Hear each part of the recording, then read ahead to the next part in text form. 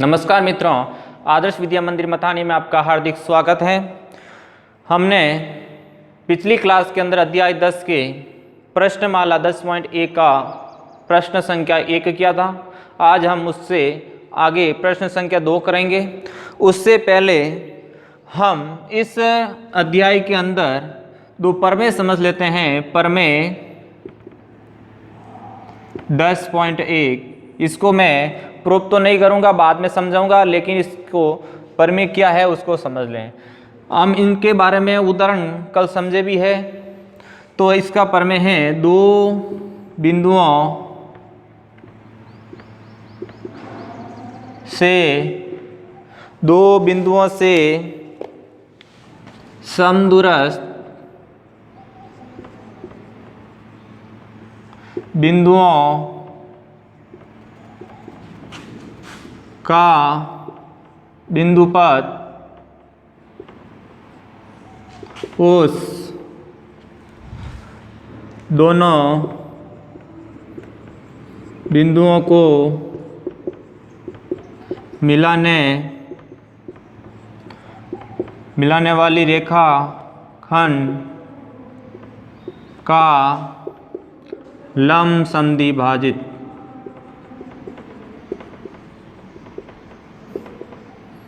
होता है।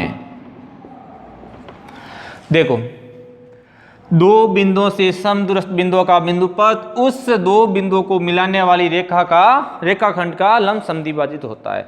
जैसे देखते हैं, अपन दो बिंदु ले लिए से समदूरस्थ बिंदुओं का बिंदुपथ यहां से समान दूरी है, तो मतलब ये बिंदु ले लिया, दोनों की समान दूरी, ये दोनों समान दूरी, मतलब इस प्रकार ये बिंदुओं का बिंदुपथ बनेगा। वो जो ये दो बिंदु है, इस बिंदु से जो रेखाखंड बनता है उसका क्या होगा, लंब समद्विभाजित करेगा। अर्थात ये दोनों रेखा को बराबर भागों में बांटेगा और जो रेखा होगी वो इस रेखाखंड को 90 डिग्री से काटेगी। तो यही आपका 10.1 का पहला प्रमेय है। अब इसका विलोम का बात करें तो क्या होगा, कोई भी रेखाखंड के ऊपर लंब समद्विभाजित रेखा है तो इसके ऊपर कहीं पर भी कोई भी बिंदु ले लो तो उस दोनों बिंदुओं से दूरियां समान होगी। समझ में आ गया। यदि आपको दोनों की दूरियां समान देते हैं तो आपको इसको लंब समद्विभाजित करना और बराबर करना है। यदि आपको लंब समद्विभाजित देते हैं तो इसके ऊपर कोई भी बिंदु है वे दोनों बराबर होंगे। तो इसका विलोम और ये प्रमेय दोनों भी आपको समझ में आना चाहिए। तो यही प्रमेय है, दो बिंदुओं से समदूरस्थ बिंदुओं का बिंदुपथ दोनों बिंदुओं को मिलाने वाली रेखाखंड का लंब समद्विभाजित होता है। लंब समद्विभाजित का मतलब आप समझते हो 90 डिग्री भी होना चाहिए, और समद्विभाजित का मतलब दो रेखा को दो बराबर भागों में भी बांटना चाहिए। तो अब इसका अगला प्रमेय देखते हैं अपन, प्रमेय 10.2। तो 10.2 प्रमेय है, दो प्रतिच्छेदी रेखाएं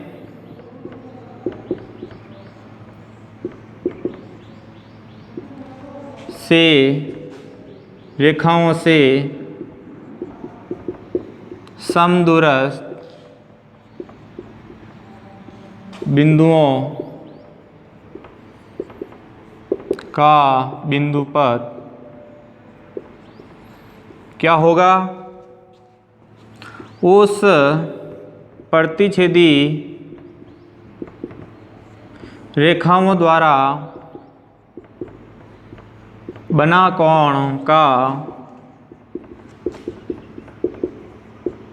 अर्धक होगा। क्या होगा, अर्धक होगा, अर्धक रेखा होगी। देखो कैसे, कोई भी दो, मान लो ये दो प्रतिच्छेदी रेखाएं हैं, तो दोनों प्रतिच्छेदी रेखाओं से समदूरस्थ बिंदुओं का बिंदुपथ कल हमने देखा था यहाँ से और यहाँ से समान दूरी से। तो अपन क्या कर लें, यह दूरी और ये दूरी समान ले ली, ये दूरी और ये दूरी समान ले ली। इस प्रकार दोनों भुजाओं से, इस भुजा और इस भुजा से, दोनों रेखाओं से दूरी समान ली, तो एक बिंदुओं का बिंदुपथ जो लाइन आती है वो कौन सी लाइन होगी, जो इस कोण का होगा वो क्या करेगी, अर्धक करेगी, मतलब दो कोणों को बराबर भागों में बांटेगी, समद्विभाजित करेगी इस कोण को।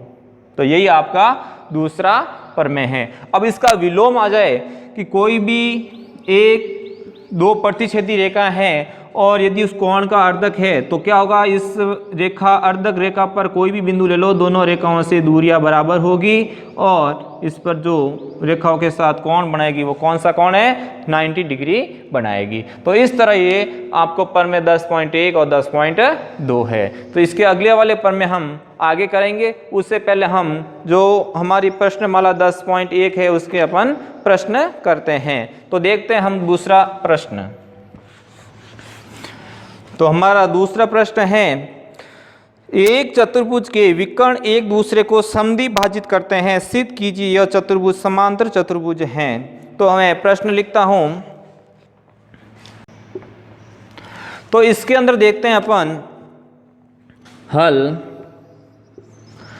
एक आपको चतुर्भुज दिया हुआ है और चतुर्भुज के अंदर जो दो विकर्ण हैं, दोनों विकर्ण आपस में समद्विभाजित करते हैं, मतलब विकर्ण दोनों आपस में दो बराबर भागों में बांटते हैं। तो आपको सिद्ध करना जो ये चतुर्भुज बनेगा वो कौन सा है, समांतर चतुर्भुज है। तो इसके लिए अपन सबसे पहले क्या करेंगे, जो दिया गया है वो लिखेंगे। सिद्ध करने में प्रश्न हमेशा ऐसा करना है, सबसे पहले जो दिया गया वो लिखते हैं, फिर क्या सिद्ध करना है वो लिखते हैं, फिर हमारी तरफ से कोई रचना है, हमने उस डायग्राम के अंदर क्या रचना की वो करना है, उसके बाद में हमारी उत्पत्ति शुरू होती है। तो सबसे पहले अपन क्या करेंगे, इसका चतुर्भुज बनाएंगे। तो हम एक चतुर्भुज बना लेते हैं यहाँ, वो भी समांतर चतुर्भुज बनाएंगे क्योंकि अपन को सिद्ध करना है वो समांतर चतुर्भुज है। ठीक है, ये बना दिया। अब इसके अंदर विकर्ण बना देंगे, बिंदु लगाए A B C D और इसके अंदर दो विकर्ण है, एक विकर्ण तो ये है और एक विकर्ण ये है, जो दो बराबर भागों में कहां पर बांटते हैं, ऊपर बांटते हैं। तो हम लिख देंगे माना नहीं, जो दिया गया वो लिख देंगे चतुर्भुज ABCD जिसके विकर्ण परस्पर क्या करते हैं, समद्विभाजित, परस्पर समद्विभाजित करते हैं। अर्थात क्या हो गया, AO बराबर OC या CO व BO बराबर DO। यही है ना, आपको दे रखा है कि ये भुजा और ये भुजा बराबर है, दो बराबर भागों में बांटता है विकर्ण, और ये BO और DO बराबर है। अब आपको सिद्ध क्या करना है वो लिखो, सिद्ध करना, आपको सिद्ध करना है कि ये चतुर्भुज समांतर चतुर्भुज है। तो लिखेंगे चतुर्भुज ABCD एक समांतर चतुर्भुज है। क्या है, समांतर चतुर्भुज है। अर्थात समांतर चतुर्भुज की क्या कंडीशन होती है, आमने सामने की भुजाएं समांतर होनी चाहिए। तो यहां पर हो जाएगा AB समांतर CD व AD समांतर BC या CB, एक ही बात है। अब क्या करेंगे, इसके अंदर सबसे पहले उत्पत्ति लिखेंगे। क्या लिखेंगे, उत्पत्ति। रचना से इसमें कुछ करना है नहीं, इसका कोण दे दो 1, इसका नाम दे दो 2, इसका नाम दे देते हैं 3 और इसका नाम दे देते हैं 4। अब उत्पत्ति के अंदर हम सबसे पहले क्या करेंगे, हम यदि आमने सामने की भुजाएं समांतर कर देते हैं तो ये हमारा जो प्रश्न है वो सिद्ध हो जाएगा, क्योंकि आमने सामने की भुजा समांतर कर दी तो ये चतुर्भुज कौन सा बन जाएगा, समांतर चतुर्भुज बन जाएगा। तो अपन को AB और CD भुजा बराबर कर दें और AD और CB भुजा बराबर कर दें तो हमारा ये समांतर चतुर्भुज बन जाएगा। तो इसके लिए अपन क्या करेंगे, इस चतुर्भुज के अंदर एक त्रिभुज ये ले लेते हैं, एक त्रिभुज ये ले लेते हैं। तो दोनों त्रिभुज के अंदर तीन स्थिति जो हमारा सर्वांगसम त्रिभुज के अंदर होती हैं वो यदि बराबर हो जाती है तो बाकी वाले तीन अपना आप बराबर हो जाएंगे। तो ये दोनों त्रिभुज अपन सर्वांगसम कर लेंगे तो इसके संगत भाग बराबर हो जाते हैं। तो हम सबसे पहले क्या करेंगे, दो त्रिभुज लेंगे AOB, क्या लेंगे, त्रिभुज AOB व AOB ले लिया। अब कौन सा लेंगे? COD, त्रिभुज COD में। अब इन दोनों त्रिभुजों के अंदर 3 भाग बराबर कर लेते हैं, कोई भी जो चीज हमें दी हुई होनी चाहिए। तो सबसे पहली चीज देखो, हमको दे रखा है AO, इस त्रिभुज की एक भुजा AO है, वो इस त्रिभुज की CO के बराबर है। तो क्या लिखेंगे? AO बराबर CO। ये हमें दे रखा है क्योंकि प्रश्न के अंदर कहा है इस विकर्ण को समद्विभाजित करते हैं, 2 बराबर भागों में बांटते। तो इस त्रिभुज की ये भुजा हो गई, इस त्रिभुज की ये भुजा हो गई। तो हमें लिखेंगे यहां दिया गया। और दूसरी कंडीशन BO बराबर DO, ये भी अपन को दिया हुआ दूसरा विकर्ण है, वो भी समद्विभाजित करता है। अब तीसरी चीज, जब कोई 2 रेखा आपस में प्रतिच्छेद करती है तो उसके अंदर बनने वाले शीर्षाभिमुख कोण क्या होते हैं? बराबर होते हैं। तो इसके अंदर देखो कोण नंबर 1 और कोण नंबर 2 आपस में शीर्षाभिमुख कोण है। तो यहां लिख देंगे कोण 1 बराबर कोण 2, शीर्षाभिमुख कोण है जो कि बराबर है शीर्षाभिमुख कोण। 2 त्रिभुजों के अंदर 3 भाग बराबर कर दिए तो ये त्रिभुज क्या हो जाता है? सर्वांग सम हो जाता है। तो यहां पर कौन सी सर्वांग समता नियम लगी? देखो 2 तो भुजा और 1 कोण है, तो यहां नियम लगेगा भुजा कोण भुजा सर्वांग समता नियम, नियम से। और सर्वांग समता नियम से क्या है? दोनों त्रिभुज सर्वांग सम हो जाएंगे। तो यहां लेंगे त्रिभुज AOB सर्वांग सम त्रिभुज COD। और जब 2 त्रिभुज सर्वांग सम होते हैं तो उसके संगत भाग भी क्या होते हैं?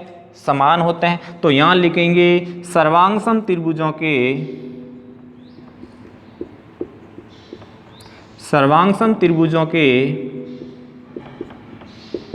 संगत भाग समान होते हैं। तो संगत भाग कौन कौन से हो गए?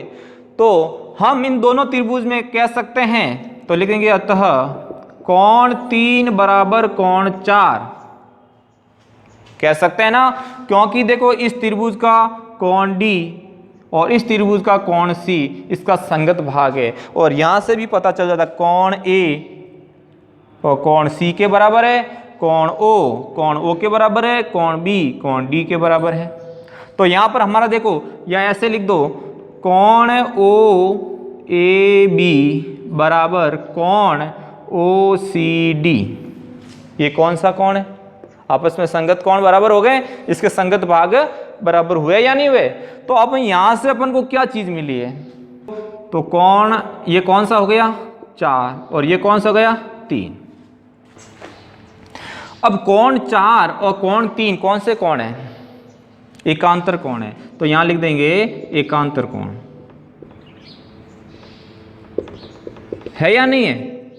एकांतर कोण किसे कहते हैं? जब कोई 2 रेखा को समांतर रेखा कोई तिरछी लाइन काटते हैं, तिर्यक रेखा, तो उसके अंदर बनने वाले जेड की आकृति के जो भी कोण होते हैं वो एकांतर कोण कहलाते हैं। तो इसके अंदर भी देखो ये लाइन है और ये लाइन है या नहीं है? तो उसके अंदर एक तिर्यक रेखा काट रही है और तिर्यक रेखा के देखो जेड की आकृति बना रही है, नहीं बना रहे हैं? तो जेड की आकृति के अंदर कोण 3 और कोण 4 कौन सा है? एकांतर कोण है। और वो भी दोनों एकांतर कोण क्या है? समान है। तो यहां लिखेंगे जब एकांतर कोण समान है तो रेखाएं भी समांतर होगी। क्या होगी? समांतर होगी। अर्थात ये कोण दोनों बराबर है तो ये रेखा और ये रेखा क्या होगी? समांतर होगी। तो यहां पर हो जाएगा AB समांतर CD। और अपन को यही सिद्ध करना था। अब इसी प्रकार ये दोनों भी क्या हो जाएंगे, समांतर। तो लिख देंगे इसी प्रकार AD समांतर BC। तो यहां हम लिख सकते हैं अतः चतुर्भुज ABCD एक समांतर चतुर्भुज हैं इति सीधा। क्या किया हमने, सबसे पहले जो चीज दी गई है वो लिखा, जो सिद्ध करनी है वो लिखा। अब इसके अंदर एक त्रिभुज ये लिया और एक त्रिभुज ये लिया, दोनों त्रिभुजों की सर्वांग समता की, सर्वांग समता से इसके संगत भाग बराबर होते हैं। अब इसके संगत भाग में कोण 4 का संगत कौन हो गया, कोण 3 हो गया।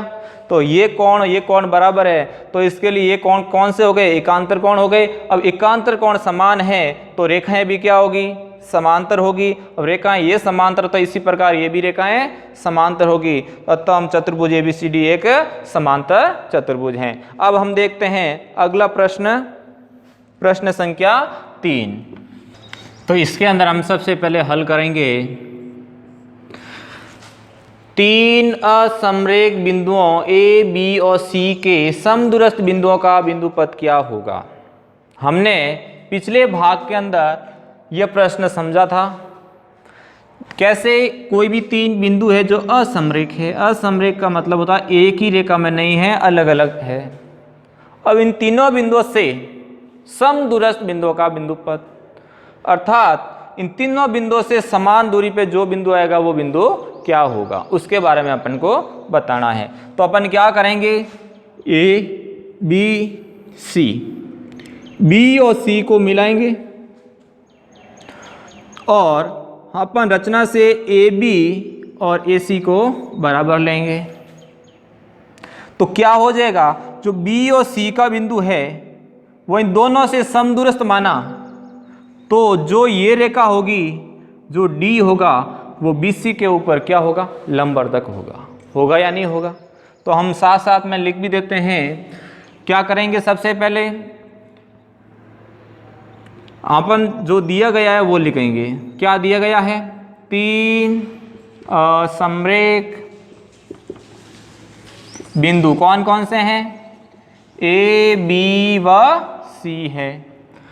अब सिद्ध अपन को ज्ञात क्या करना है, इन तीनों बिंदुओं से समदूरस्थ बिंदुओं का बिंदुपथ। अब इसके अंदर रचना से अपने क्या किया, देखो AB और AC को बराबर लिया।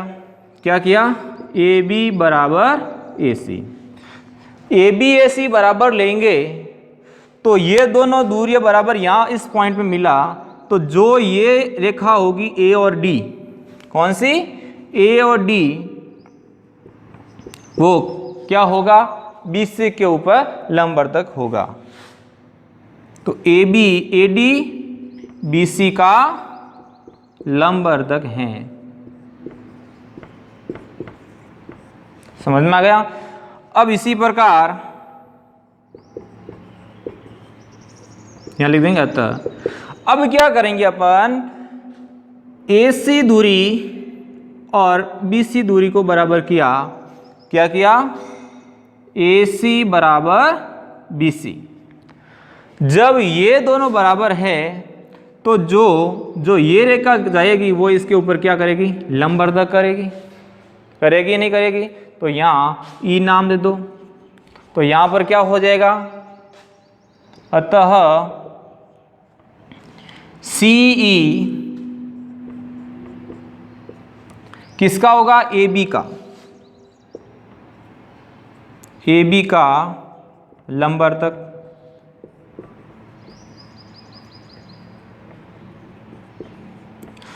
अब इसी प्रकार तथा क्या करेंगे अपन, AB दूरी और BC दूरी को बराबर लेंगे तो जो ये बिंदु पथ वाली लाइन बनेगी वो किसके ऊपर लंबवत आएगी? AC के ऊपर। तो यहाँ हो जाएगा AB बराबर BC।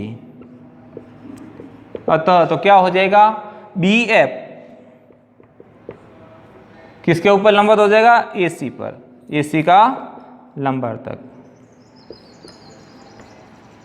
ये हो जाएगा। अब अपन क्या करेंगे, अब तीनों के ऊपर लंबवत है, ये भी लंबवत है, ये भी लंबवत है, ये भी लंबवत है, और तीनों का जो पॉइंट मिला वो इस बिंदु का नाम दे देते हैं O। तो अब यहां पर अपन क्या लिखेंगे, जो ये बिंदु O है, बिंदु O उत्पत्ति केंद्र आ जाएगा ये बिंदु O BC के लंबवर्तक पर है या नहीं है? BC के लंबवर्तक पर O आ रहा नहीं आ रहा है? बिंदु O BC के लंबवर्तक पर है, तो क्या हो जाएगा, ये दूरी और ये दूरी बराबर हो जाएगी। तो यहां से लिख देंगे BO बराबर CO, समीकरण नंबर 1 बन गई। अब इसी प्रकार अपन क्या बिंदु O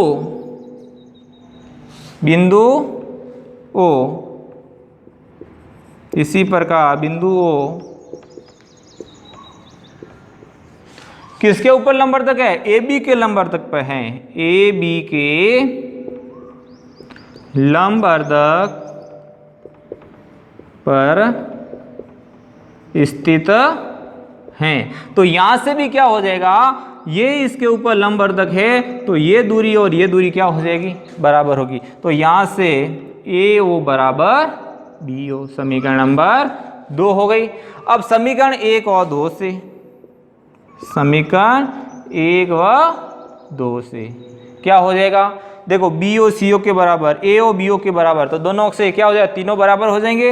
अर्थात ये दोनों बराबर है, ये दोनों बराबर है, तो ये और ये भी तो बराबर हो जाएगा। तो यहां से आ जाएगा AO बराबर BO बराबर CO आ गया। तो अब यहां पर क्या लिख सकते हैं, तो अब यहां लिखेंगे, क्योंकि केवल O बिंदु ABC से समान दूरी पर हैं, अतः हम जानते हैं कि अभीष्ट बिंदु O वृत्त का केंद्र है, जो तीन असमरेख बिंदु A B C से गुजरता है। जो ये बिंदु है, इससे वृत्त जो गुजरेगा वो इन तीनों बिंदुओं से गुजरेगा या नहीं गुजरेगा? इन बिंदु से ये त्रिज्या हो गई, ये भी त्रिज्या हो गई, ये त्रिज्या, तो ABC है वो इसका एक वृत्त है जो तीन असमरेख बिंदुओं से गुजरता है। अतः बिंदु O एक परिकेंद्र है। यहां पर आपका आंसर खत्म होगा। तो इसका बिंदु पथ क्या होगा? इसका एक परिकेंद्र होगा। इस प्रकार ये हमारा प्रश्न है। क्या किया, सबसे पहले जो चीज़ दी हुई है वो लिखा, ज्ञात करना है। हमने क्या किया, इसको लंबवर्तक मानते हुए इस तीनों दूरियों को बराबर की। तीनों दूरी को बराबर करने से बाद में अपन बिंदु O से ABC से समान दूरी ली और समान दूरी लेकर इसके ऊपर एक परिवृत्त खींचा और जो ये बिंदु आया वो हमारा क्या आया? परिकेंद्र आया। तो इस प्रकार ये हमारा प्रश्न संख्या 3 है। अब हम प्रश्न संख्या 4 देखते हैं। प्रश्न संख्या 4 है, 3 समरेख बिंदुओं से समदूरस्थ बिंदुओं का बिंदु पथ क्या होगा? तो हम क्या करेंगे, समरेख रेखा पर 3 बिंदु है। क्या है? एक रेखा है जो इस रेखा पर 3 बिंदु है। समरेख मतलब एक ही रेखा पर 3 बिंदु है। तो हम क्या करेंगे, यहाँ हल के अंदर लिखेंगे एक सरल रेखा जिस पर ए बी सी 3 बिंदु हैं, ए बी व सी से समदूरस्थ बिंदुओं का बिंदुपथ ज्ञात करना है, ज्ञात करना है। अब क्या करेंगे, हम मानेंगे, माना बिंदु P, माना बिंदु P A B व C से समदूरस्थ है। हमने माना तो कोई भी एक बिंदु P मान लेंगे यहाँ, जो इस A B C से क्या है, समदूरस्थ है। तो क्या कर लेंगे, ये दूरी, ये दूरी और ये दूरी हमने मानी है, अभी तीनों दूरियां बराबर मानी है, इससे समदूरस्थ है। ठीक है, अब लिखेंगे P बिंदु A और B से समदूरस्थ है, तो यहां लिखेंगे P बिंदु A व C से समदूरस्थ हैं। अतः क्या हो जाएगा, यदि ये दोनों दूरियां बराबर है तो इस AB का लंबवर्धक होगा, तो क्या होगा, इसका लंबवर्धक ये बना दिया, तो यहां हो जाएगा ABC DE, तो क्या हो जाएगा AB लंबवर्धक DE, ये होना चाहिए। यदि P से देखो कोई भी दो बिंदु ले लेते हैं अपन, तो इसका लंबवर्धक यहाँ से दूरी समान होगी, लेकिन P बिंदु तो यहाँ है, तो ये दूरी और ये दूरी बराबर है। जब दो दूरियां बराबर है तो इसका लंबवर्धक भी तो होना चाहिए, तो लंबवर्धक क्या आ गया, D आ गया, DE। जो ये DE पॉइंट है वो P पर होना चाहिए, तभी ये संभव है। लेकिन ये DE इसका लंबवत 90 डिग्री बनेगा यहाँ पर, तो यहाँ लिख देंगे, इसका कोण का नाम 1 देंगे। अतः कोण 1 बराबर क्या हो गया, 90 डिग्री। अब तथा P बिंदु, जो बिंदु P है वो B से और C से भी दूरी बराबर है, तो बिंदु P B व C से समदूरस्थ है। अतः क्या मानेंगे, यदि ये दूरी और ये दूरी बराबर है तो इसका लंबवर्धक भी होना चाहिए, तो इसका लंबवर्धक क्या होगा, ये हो जाएगा, कोण नंबर 2 दे देते हैं, F और G, तो यहां हो जाएगा FG लंबवर्धक BC। अतः कोण 2 बराबर क्या हो गया, 90 डिग्री। ये समीकरण नंबर 1 और ये समीकरण नंबर 2 हो जाएगा। देखो वापस समझो, P बिंदु है, जो ये दूरी और ये दूरी बराबर है, तो इसका लंबवर्धक भी तो होना चाहिए, तो इस बिंदु पर सब दूरियां बराबर होती है। अब ये D वाला बिंदु P पर आना चाहिए, D वाला बिंदु P पर आना चाहिए तो संभव होगा, लेकिन ये लंबवर्धक में तो बिंदु यहाँ आ रहा है। इसी प्रकार P बिंदु से B की दूरी और C की दूरी ये बराबर है, तो ये दोनों दूरियां बराबर, तो इसी का भी तो लंबवर्धक होगा, इस बिंदु से सब दूरियां बराबर होगी। अब बात यह है, जो ये D और F है और इस P के ऊपर आनी चाहिए, जो बिंदु P है वो D और F दोनों एक ही स्थान पे होने चाहिए, जो कि ये नहीं हो रहे हैं। तो यहां पर अपन क्या लिखेंगे, तो यहां पर समीकरण 1 और 2 से क्या हुआ, समीकरण 1 व 2 से कोण 1 बराबर कोण 2 हो गए, और ये दोनों कोण कितने के हैं, 90 डिग्री के हैं। जब दो कोण 90 डिग्री के, तो ये दोनों आपस में संगत कोण हो गए। अब जो दो कोण संगत है तो लिखेंगे कोण 1 व कोण 2 संगत कोण है, क्या है, संगत कोण है, तो ये दोनों समांतर हो जाएगी। अतः DE समांतर GF हैं। अब ये दोनों लाइनें समांतर है, आगे जाके कभी मिलेगी भी नहीं, और जब ये मिलेगी भी नहीं तो इसका उभयनिष्ठ पॉइंट भी नहीं आएगा कोई, और जब कोई उभयनिष्ठ पॉइंट भी नहीं आएगा तो ये तीनों दूरी आपस में बराबर भी नहीं हो सकती। तो यहां लिख देंगे अतः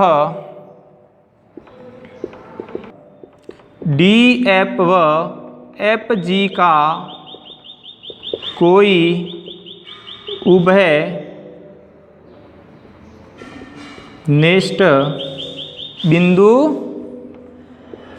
नहीं है, तो P ऐसा कोई बिंदु नहीं है जो A, B व C से समदूरस्थ हो।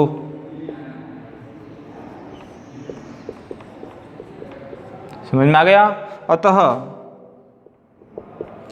इन का कोई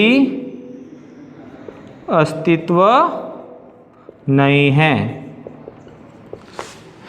एक ही रेखा में यदि तीन बिंदु होंगे तो इसका कोई भी ऐसा P बिंदु नहीं है जो इन तीनों बिंदुओं से समदूरस्थ होगा। यदि वो समदूरस्थ होंगे तो ये आगे जाके कहीं पर भी ये पॉइंट मिलने चाहिए, तभी ये तीनों से दूरियां बराबर होगी। लेकिन ये भी 90 डिग्री है, ये भी 90 डिग्री है, दोनों आपस में संगत कोण हो गए। संगत कोण होने के कारण ये कभी आपस में नहीं मिलेंगे, और जब ये नहीं मिलेंगे इसका कोई उभयनिष्ठ पॉइंट नहीं आएगा, और पॉइंट नहीं आएगा तो तीनों बिंदुओं से दूरियां भी समान नहीं होगी, तो ये हमारे ये अस्तित्व में नहीं है। तो इस प्रकार आज हमने प्रश्न संख्या 4 तक किए। अगली क्लास में हम प्रश्न संख्या 5 से करेंगे। आज के लिए धन्यवाद।